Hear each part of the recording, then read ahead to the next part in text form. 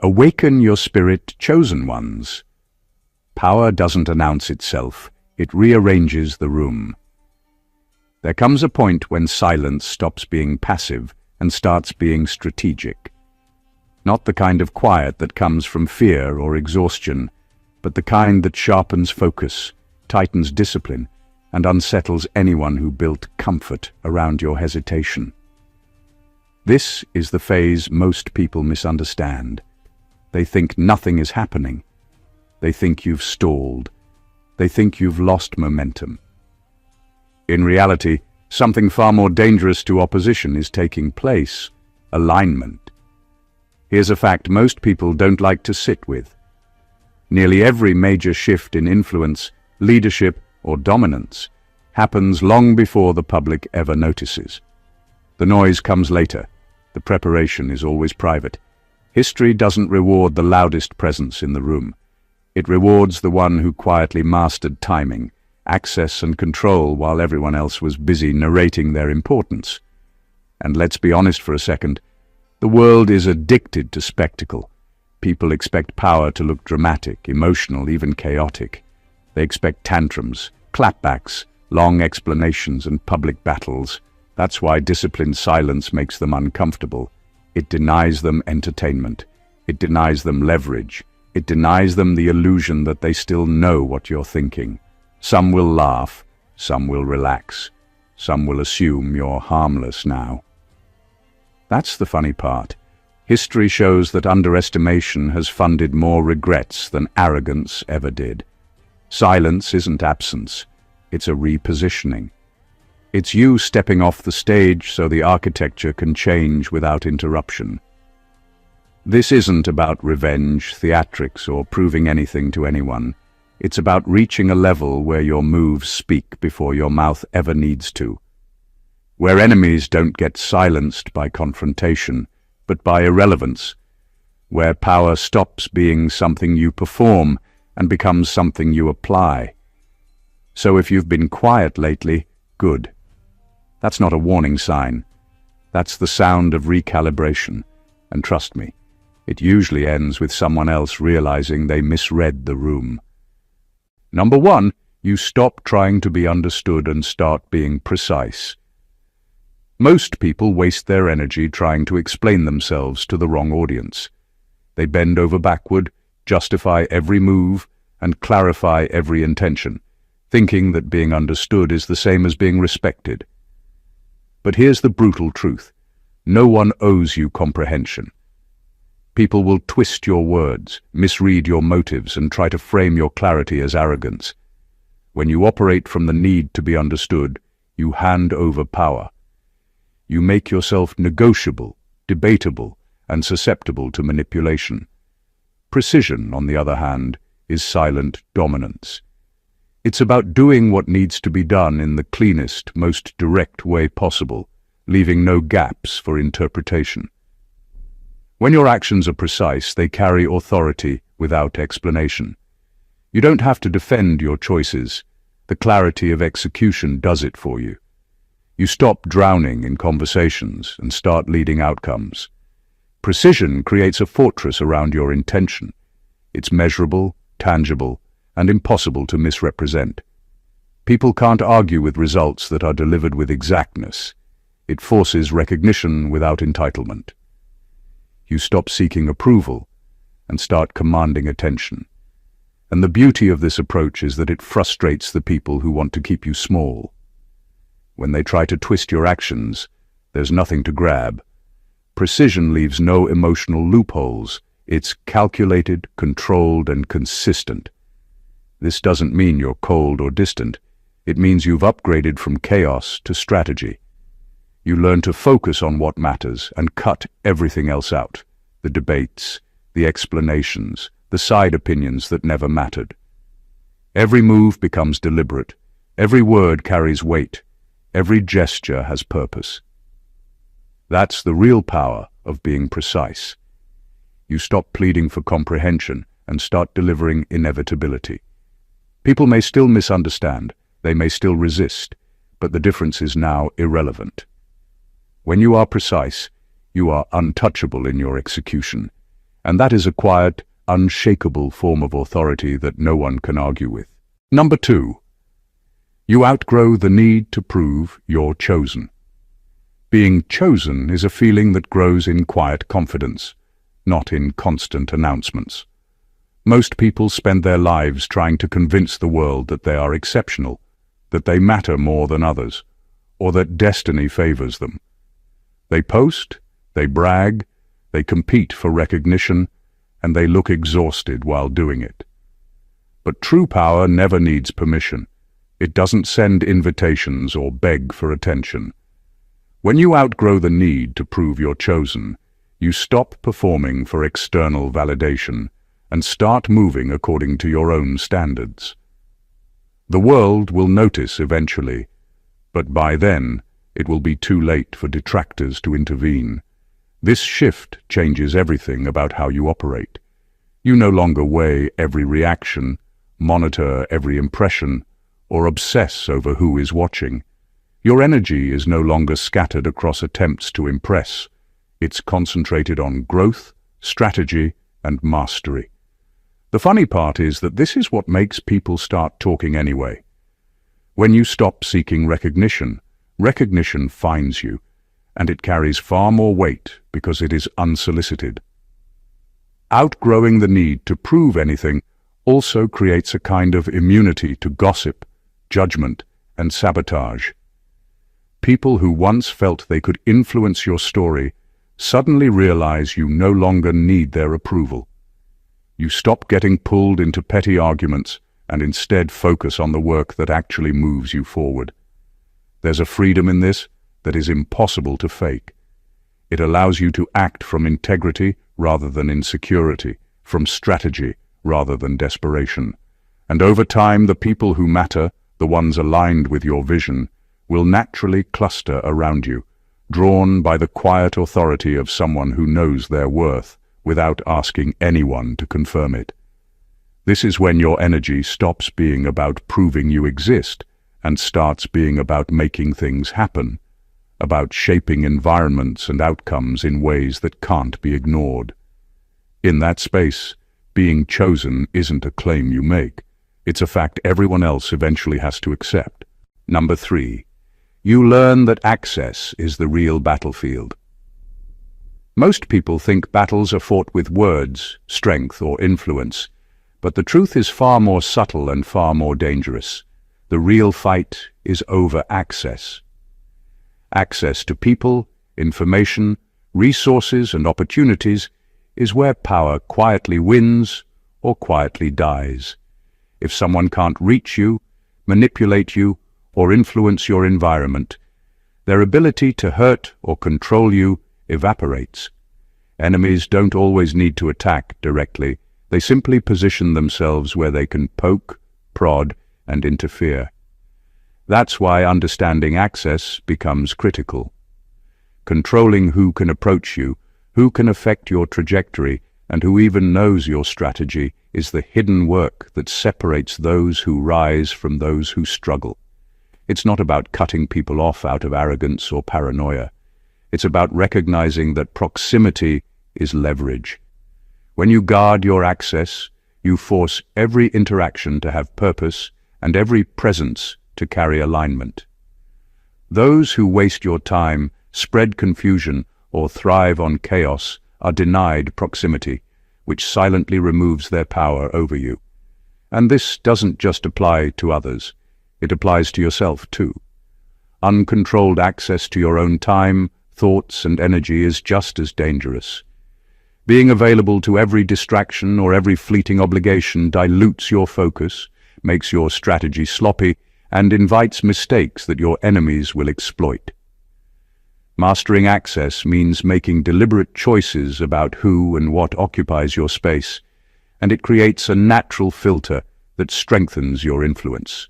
It turns every encounter into a calculated advantage and every absence into a statement of intent. Over time, people start noticing that you're not easily reached, not because you're distant or detached, but because you've redefined what matters and who matters in your life. That realization alone can disarm opposition faster than any confrontation. Access isn't just control, it's power in plain sight. And the ones who underestimate it end up constantly chasing what they will never touch. When you understand this, you don't just win battles, you quietly own the battlefield. Number 4, you replace emotional reactions with strategic timing. Most people mistake quick responses for strength, believing that reacting immediately proves power, courage, or control. The reality is the opposite. Emotional reactions are like sparks in a dry forest.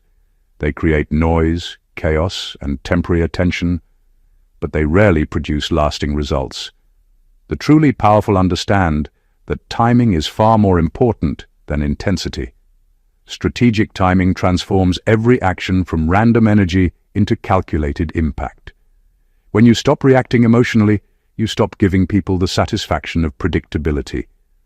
Opponents often study behavior to find weakness, and emotional responses are like flashing neon signs pointing directly to it. Waiting, observing, and calculating allows you to act when the conditions are most favorable, when the impact is unavoidable, and when the consequences ripple far beyond the initial action. Strategic timing doesn't mean inaction. It means deliberate motion. It means knowing when silence will hurt more than words, when patience will achieve more than force, and when restraint will be more powerful than confrontation.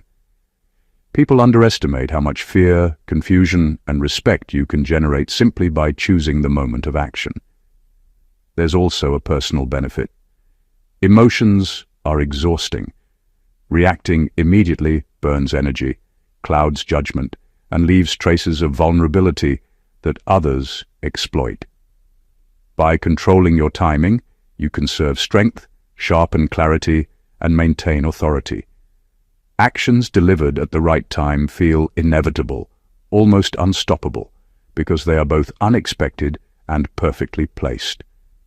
Opponents begin to doubt themselves, colleagues respect your judgment, and your own confidence grows because you're no longer hostage to impulse. In life, the difference between chaos and control, between noise and influence, is rarely the action itself, it's when you act. Strategic timing elevates you above the fray, turns patience into power, and transforms calculated steps into silent victories. Mastering timing is like mastering gravity. You can't see it, but it determines the trajectory of everything in its path. When you act deliberately, not emotionally, you don't just respond to the world, you shape it. Number 5. You stop confusing loneliness with loss. One of the hardest lessons in life is realizing that being alone doesn't mean you've lost something. It often means you've gained clarity. People fear loneliness because they mistake it for rejection or failure, but in reality, it's a sign that the universe, life, or circumstances are clearing space for what truly matters. When you stop confusing loneliness with loss, everything shifts. You start to see the people who walked away not as a wound to heal, but as a filter working on your behalf. The absence that once felt painful now feels necessary. It's in those moments of solitude that your priorities sharpen, your strategy strengthens, and your focus becomes unshakable. The truth is, loss teaches you lessons, but loneliness teaches you power. When you're alone, there's no distraction, no compromise, no noise from those who don't belong in your story. You have time to assess, to plan, and to build yourself without interference. Most people never embrace this because they fear judgment, they crave validation, or they feel incomplete without constant connection. But those who learn to walk alone realize that the world adapts to them when they're whole, not when they're desperate for approval. Loneliness becomes a tool, a quiet teacher that forces you to confront who you really are, what you really want, and who you truly need in your life. And the irony is that this clarity eventually attracts exactly what aligns with your energy: people, opportunities, and circumstances that would have never fit into the chaos of compromise. What once seemed like loss turns out to be liberation. Your solitude is no longer a void, but a preparation ground, a forge where resilience, confidence, and strategy are strengthened. The moment you understand this, absence stops being a threat and starts being a weapon. You're no longer defined by who left or what disappeared. You're defined by how you used the space they vacated. Loneliness becomes not a punishment, but an advantage, the silent proving ground for the life you were always meant to command. Number 6. You realize not everyone who claps wants you standing. Applause is easy. Recognition is cheap. People will cheer, nod, and smile when it's convenient, when it costs them nothing, or when they see a benefit for themselves. But the moment you step into true growth, the kind that disrupts comfort and challenges the status quo, applause can quickly turn into resistance. Understanding this is brutal but liberating. Not everyone who celebrates you actually wants to see you succeed. Some want the idea of you, the version that exists in their convenience, not the reality that demands they adjust or admit they were wrong.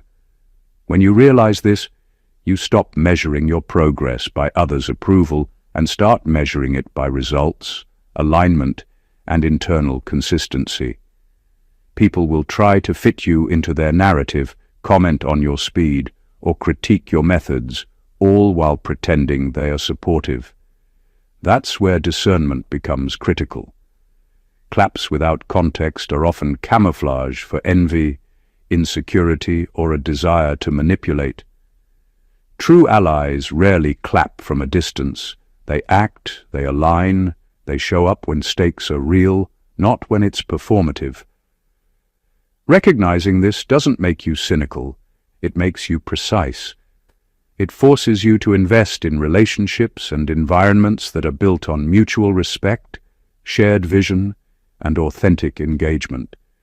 You stop being distracted by superficial support and start noticing patterns, intentions, and behaviors that actually matter. It also sharpens your judgment of influence. When applause fades in the face of challenge, you see who remains, and that clarity is invaluable. The people who truly matter will stay even when it's inconvenient, difficult, or uncomfortable. The ones who were only clapping for spectacle will reveal themselves, leaving you with a leaner, stronger circle. Understanding that not everyone who claps wants you standing teaches you one of the most powerful lessons. External validation is irrelevant. What matters is alignment, integrity, and the courage to rise regardless of who is clapping or who isn't. In that space, you become untouchable by opinion, immune to envy, and unshakable in your purpose. Number 7. You become predictable in values, but unpredictable in execution. True power lies in the tension between certainty and surprise. When people know where you stand on principles, morals, and boundaries, they feel they understand you. But the moment you pair that clarity with unpredictable execution, you become unstoppable. Being predictable in values builds trust, respect, and credibility. People know you won't compromise on what matters, and that makes them cautious about testing your limits. But predictable behavior in action alone is weak. If every move can be anticipated, strategy becomes irrelevant, and influence evaporates. That's why execution must be fluid, adaptive, and at times completely unexpected. When you act in ways that surprise even those who study you, you control the narrative without ever needing to justify yourself. Predictable values anchor your identity. Unpredictable execution makes you untouchable. This combination frustrates competition because it creates an environment where they can never calculate or manipulate your next move. They see the framework of your ethics, but the moves within that framework are invisible, almost untouchable. You stop being someone to debate or sway, and you become someone to reckon with. This approach also has a hidden psychological advantage. It forces people to respect you quietly. When they know you won't bend morally, but they can't predict your next step, hesitation becomes their default response. They start second-guessing their own plans and questioning whether they should act at all. Meanwhile, you maintain clarity and freedom. Every action has intention, every move carries leverage, every decision reinforces your identity. Being predictable in values but unpredictable in execution is not about playing games. It's about mastering control without chaos.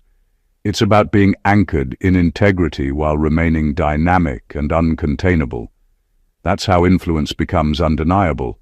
People may try to anticipate you, but they can't. They may analyze your patterns, but they fail. Your consistency in what you stand for becomes the shield, and your unpredictability in action becomes the sword. When these two forces combine, you operate in a space where resistance is futile and alignment is inevitable. Number 8, you accept that some people need you. Small to feel safe. One of the hardest truths to face is realizing that not everyone wants your growth, success, or power to flourish. Some people only feel secure when you remain contained, restrained, or diminished in their presence. It's not personal, it's instinctive. Their comfort relies on your limitation, and the moment you push past their invisible boundaries, discomfort turns into subtle resistance, criticism, or even sabotage. Accepting this truth doesn't make you bitter. It makes you aware. It allows you to stop trying to force alignment where none exists. People who need you small will always resist the reality of your expansion. They will question your decisions, belittle your achievements, or quietly test your patience, hoping you'll shrink back into a version of yourself that fits neatly into their sense of control. Recognizing this is liberating because it removes the weight of approval. You no longer measure your value by how safe you make others feel. Instead, you measure it by your own growth, integrity, and purpose. It also sharpens your judgment. You begin to see who genuinely supports your elevation versus who tolerates it only conditionally. This awareness allows you to invest energy wisely and protect your progress. Some relationships will naturally end, and some spaces will no longer be hospitable, but that's part of growth. True advancement is rarely convenient, and it often makes others uncomfortable simply because they were never meant to walk at your level. Accepting this doesn't make you ruthless, it makes you strategic. You stop negotiating your potential to fit someone else's comfort zone and start creating conditions where your influence and presence are undeniable. And here's the quiet, powerful irony. The people who thrive alongside your expansion will show up effortlessly, while those who needed you small will gradually fall away, leaving room for alignment, momentum, and authentic support. Understanding this distinction is a game changer. When you accept that some people need you small to feel safe, you stop shrinking, start rising, and reclaim the energy that was once wasted on trying to appease the wrong people. Growth becomes unstoppable because it no longer negotiates with fear. Number 9, you stop fighting people and start outsmarting systems. Most people get caught up in the idea of defeating individual opponents. They focus on arguments, rivalries, or personal battles, thinking that victory comes from winning over someone else. But the harsh reality is that people are temporary, unpredictable, and often inconsequential in the grand scheme. The real battlefield isn't a person, it's the system, the structure, the patterns that govern outcomes. When you shift your focus from fighting individuals to outsmarting systems, your influence multiplies exponentially. Systems are repeatable, predictable, and scalable. They dictate opportunities, resources, and power long after personalities have faded. Understanding this allows you to move strategically instead of reactively. You stop wasting energy on petty conflicts and start analyzing patterns, weaknesses and leverage points within the structures around you. It's where foresight becomes your weapon. While others argue, complain, or try to manipulate people, you position yourself in ways that ensure the system works for you, not against you. This approach also neutralizes most opposition automatically. If the system favors your position, individual attempts to derail you become irrelevant. You don't need to win every argument or prove every point. The architecture already protects and amplifies your influence. Outsmarting systems doesn't require confrontation. It requires observation, timing, and calculated action. It means understanding incentives, rules, and flow, and then placing yourself where impact is unavoidable. It's quiet, it's effective, and it's deeply frustrating to those who thrive on drama and personal attacks. Eventually, they realize that while they've been battling shadows, you've been shaping reality itself. This strategy also builds resilience. Systems don't collapse easily, and when they favor you, your progress becomes consistent and less dependent on individual whims. Fighting people may win small skirmishes, but outsmarting systems wins long-term control. It elevates your position, consolidates influence, and makes resistance nearly impossible. When you stop reacting to individuals and start mastering the environment they operate in, you move from being a participant in the game to being the one who sets the rules. And in that space, true power becomes undeniable. Number 10, you learn that discipline hurts more than betrayal and works better. Most people think betrayal is the ultimate pain, the kind that leaves scars and shakes confidence, but the deeper truth is that discipline cuts sharper and lasts longer. Betrayal is sudden, emotional, and often out of your control. You get hurt, recover, and eventually move on, but it's temporary, reactive pain. Discipline, on the other hand, is constant, intentional, and self-imposed. It demands you face discomfort daily, resist temptations, and push yourself through repetition and monotony when every instinct screams for ease. That's why it hurts more. Waking up early when your body wants to sleep, practicing relentlessly when results seem invisible, holding yourself accountable when no one is watching. These are small daily cuts that pile up over time. And yet, while it stings, discipline is the force that actually builds power. Betrayal can derail you, but discipline shapes you. It molds character, sharpens focus, and creates a foundation that no external attack can easily shake. The people who rely on shortcuts or luck crumble under pressure, while those who embrace discipline accumulate invisible advantages: strength, skill, stamina, and foresight. Discipline doesn't offer applause or validation. It works quietly, steadily, and relentlessly. It teaches patience and precision, turning potential energy into unstoppable action. And here's the harsh honesty most people avoid.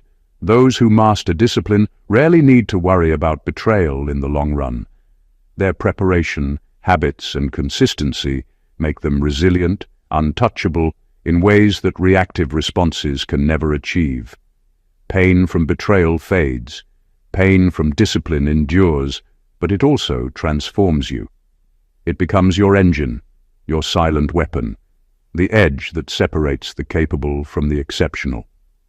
When you internalize this, you stop fearing external threats and start respecting your own capacity. Discipline becomes not a burden, but a declaration. You are willing to endure what others won't, to build what others can't, and to rise beyond the chaos of circumstance. It's the kind of hurt that doesn't just pass. It accumulates into strength, influence, and undeniable power. Number 11. You no longer chase closure from those who benefited from confusion. One of the quietest, most liberating shifts in life is realizing that some people never intended to give you closure. They thrived on ambiguity, delay, and the fog of misunderstanding because it benefited them. For years, you may have chased explanations, apologies, or validation from them, believing that knowing why would bring peace. But the truth is, those who benefit from confusion rarely change. They gain control from your attempts to make sense of their actions, to untangle their motives, or to justify your own experience. Chasing closure from them is like trying to empty a cup with a hole in the bottom. It feels productive, but nothing fills. Letting go of this pursuit is both terrifying and empowering. It forces you to acknowledge that your peace cannot depend on someone else's honesty, morality, or willingness to confront their own flaws. True closure comes internally, from understanding that their behavior reflects them, not you. It comes from accepting that their actions were never about fairness, respect, or alignment. It was about opportunity, convenience, or self-interest. When you stop seeking external closure, you reclaim time, energy, and authority over your own narrative. You stop replaying conversations, analyzing motives, or wondering if you could have done something differently. The mental space once occupied by confusion now becomes a foundation for clarity, focus, and decisive action. This shift also changes how you interact with the world. You no longer grant your attention or influence to those who are misaligned or toxic. You conserve it for people, systems, and opportunities that actually matter. And ironically, this is when real accountability appears, not from those who hurt you, but from life itself. Actions, consequences, and patterns unfold in ways that reveal truth far more effectively than confrontation ever could. Chasing closure is the luxury of someone still under someone else's influence. Rejecting it is the mark of someone who has stepped fully into their own authority. By making peace internally, you turn what once felt like a wound into a compass, guiding you toward alignment, freedom, and results that no one can obscure or manipulate. Number 12, you understand that power is boring when it's real. True power doesn't scream. It doesn't need to be flashy, loud, or dramatic. It's not about being the center of attention or dominating conversations. The people who mistake noise for influence often burn themselves out trying to prove they matter, creating spectacle instead of substance. Real power, on the other hand, is quiet, consistent, and deeply effective. It's boring in the sense that it doesn't seek validation or applause. It moves without interruption, delivers results without commentary, and shapes outcomes without requiring anyone to notice the effort. The boringness of real power is its secret weapon. It frustrates observers because it can't be undermined, debated, or manipulated easily. Those who are used to drama assume that if someone isn't performing theatrically, they're weak, distracted, or irrelevant. But in reality, the quietly powerful are always 3 steps ahead. They are executing while others are reacting. They are building while others are explaining. And because real power doesn't rely on optics, it's resilient. It isn't shaken by opinion, envy, or criticism. It survives gossip, scrutiny, and interference because it is grounded in strategy, discipline, and preparation, not ego or attention. Being boring in this sense also frees you. You're no longer chained to appearances or constant performance. You don't need to respond to every challenge, clarify every action, or defend every decision. Your impact comes from execution and results, not from how loudly you announce them. Over time, people start noticing the effects rather than the effort. Your influence spreads naturally, and your authority becomes undeniable, precisely because it doesn't need theatrics to exist. The unglamorous consistency of real power is what makes it unstoppable. While others are exhausted by drama and performance, you operate from clarity, precision, and control. It is in this quiet, boring, relentless application of energy that dominance is born. Real power doesn't ask to be seen. It simply exists, and when it does, it reshapes everything around it, without a single fanfare. Number 13. You stop wanting revenge and start building irrelevance. Revenge is a tempting trap. It feels satisfying in the moment, like justice is being served and balance restored. People think retaliation proves strength, that it signals power, and that it teaches lessons. But in reality, revenge keeps you tied to the people and situations you should be leaving behind. It drains your energy, distracts you from growth, and prolongs the influence of those who have no place in your life. The truly powerful don't chase revenge. They shift the battlefield entirely. They make themselves irrelevant to the people who once tried to control, harm, or manipulate them. Irrelevance is the ultimate power play because it doesn't require confrontation or drama. It removes the very stage on which enemies operate. When someone loses their ability to affect your life, their attempts at control, sabotage, or intimidation collapse into insignificance. Building irrelevance means focusing on your life, your growth, and your momentum in ways that leave no space for interference. It's about raising your standards, protecting your energy, and designing a reality where the toxic, opportunistic, or manipulative people from your past simply cannot matter anymore. Unlike revenge, this approach doesn't signal weakness or inaction. It signals mastery. You've recognized that influence over your own path is far more valuable than proving a point to someone who will never see it. Irrelevance is quiet, calculated, and deeply frustrating to those who thought they could dictate your trajectory. They can try to provoke, manipulate, or challenge you, but none of it lands because the structure of your life, the priorities you've set, and the people you've aligned with are outside their reach. Over time, the ones who mattered and were aligned with your energy remain, while the rest fade naturally, without spectacle. In this way, you transform the need for revenge into sustainable advantage. You rise above the petty cycles of retaliation, and the absence of your presence becomes the most potent statement. When you stop wanting revenge and start building irrelevance, you don't just survive. You thrive, untouchable, and unconcerned by the noise of those who once tried to define your worth. Number 14. You realize the final victory is not being reachable anymore. The ultimate form of power isn't confrontation, persuasion, or proving anything. It's complete unreachability. When you reach this stage, you no longer respond to manipulation, distraction, or external pressure because you've structured your life and priorities in a way that makes interference impossible. Being unreachable doesn't mean hiding or avoiding responsibility. It means you've created boundaries so firm, so precise, that no one can penetrate them unless you allow it. This is the final victory because it removes the battlefield entirely. Enemies can plan, plot, and strategize all they want, but if they can't access you, their efforts are wasted. You become structurally untouchable, not through drama, confrontation, or spectacle, but through deliberate alignment of energy, focus, and environment. It's the point where influence becomes a byproduct of presence, or rather, absence.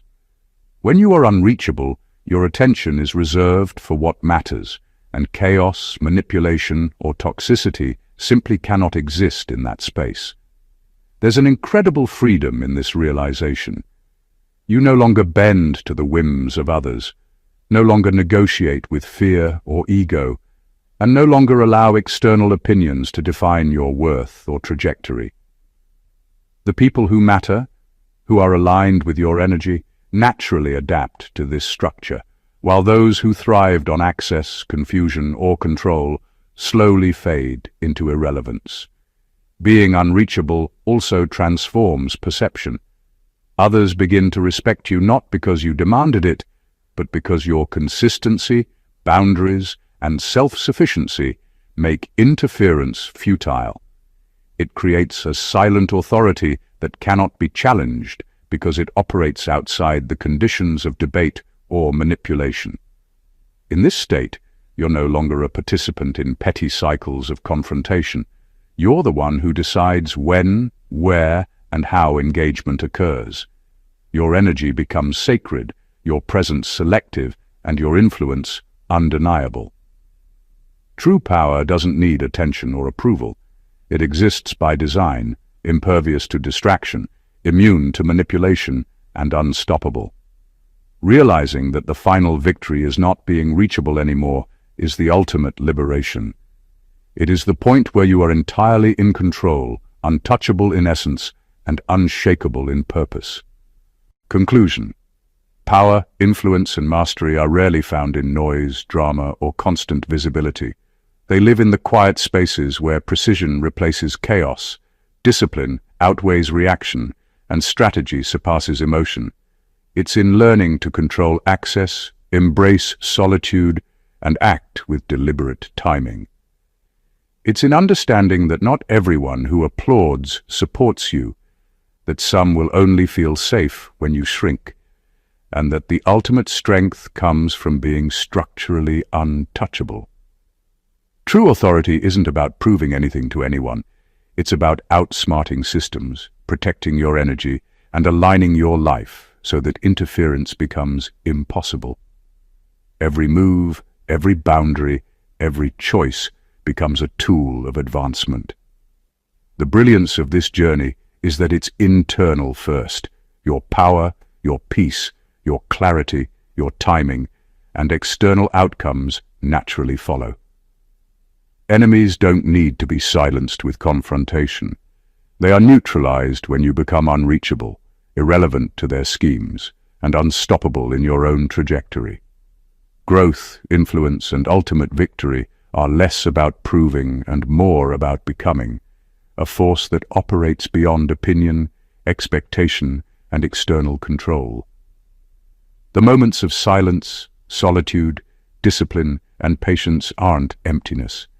They are the groundwork of undeniable authority, the quiet foundation upon which irreversible success is built.